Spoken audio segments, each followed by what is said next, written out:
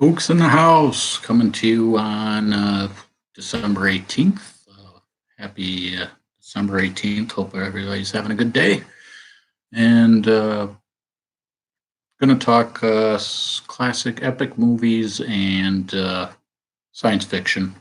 A couple movies, change it from the Christmas stuff, and then I'll mention one of my past Christmas movies to go over. And then I'm going to throw out one of those cards again with the explanation point that you can take a poll question after I can't do it before the video. I tried. I may have to learn that, see if I can do that as the video is going on. But give me a couple minutes after the video and there'll be a poll question. I think it's only for subscribers. Not 100% sure on that.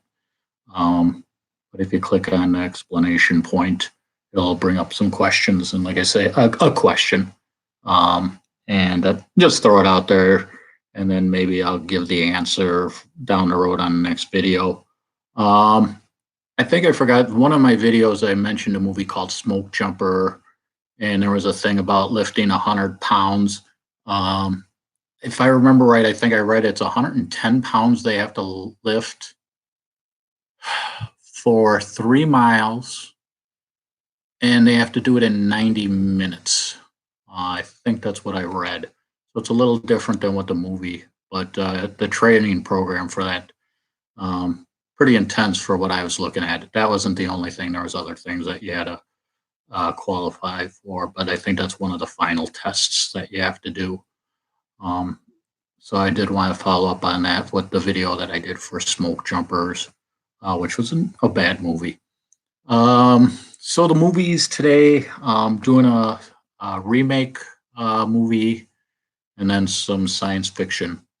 First one, epic movie Ben-Hur on 1959. Charlton Heston was in this, and Jack Hawkins, I put him down as one of the actors.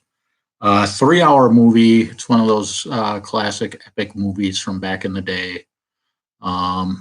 And then I watched the remake of the 2016 movie. The Charlton Heston movie, it's a 3-hour movie, whereas 2016 version is about 2 hours. So you're basically getting an hour of Ben-Hur cut out.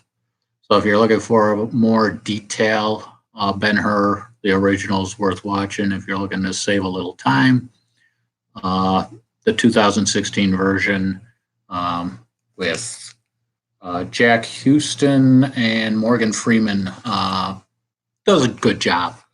They gave it 8.1 for the original 1959 or the 1959 version.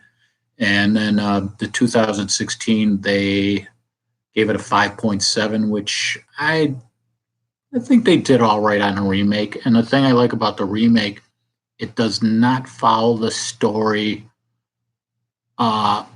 It goes along the same storyline, but it's got a different path of the story. So you're not gonna, I remember that but there's scenes that's like, that's a little different, or that was cut out. And definitely with you definitely are going to be cutting the movie. But the chariot race in the 2016, it's crazy. It's insane. I was like, wow. And then there's the where Ben-Hur gets sent to the galley. That was pretty intense. And back in the 1959, both the chariot race and the galley scenes from both are pretty good. The 2016, the ending has a different, I don't want to be like spoiled, but it is a little different. So if you're expecting kind of like follow the same path, it does a good job, but there's some twists and turns that give you a little different story. So that is for my epic movie. And next, science fiction, Reign of Fire, 2002, I think it was. Yes, and I got a 6.2 rating. Basically, Dragon kills a kid's mother, and he grows up and basically goes out to destroy it. Christian Bale and Matthew McConaughey is in this, and good science fiction movie if you're looking for one. Graphics are all right, and uh, if you're looking for, like I say, good science fiction action movie, it goes the route. Then my last one. This one's it's if you got nothing else to do, you can watch it. Storyline, it does have a storyline, so that's what helps a little bit. Stonehenge Apocalypse, 2010. Um, Basically, got a 4.2. I'd say that's about right. Um, Basically, humans start tinkering around, and they end up triggering the doomsday of the end of the world.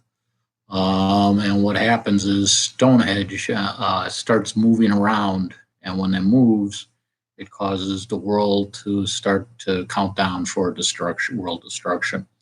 And they have to solve it more or less. It's who created Earth also put in this destruction uh, button, I guess you want to say, and humans by accidentally set it off. And so now they're a race against time to stop the end of the world.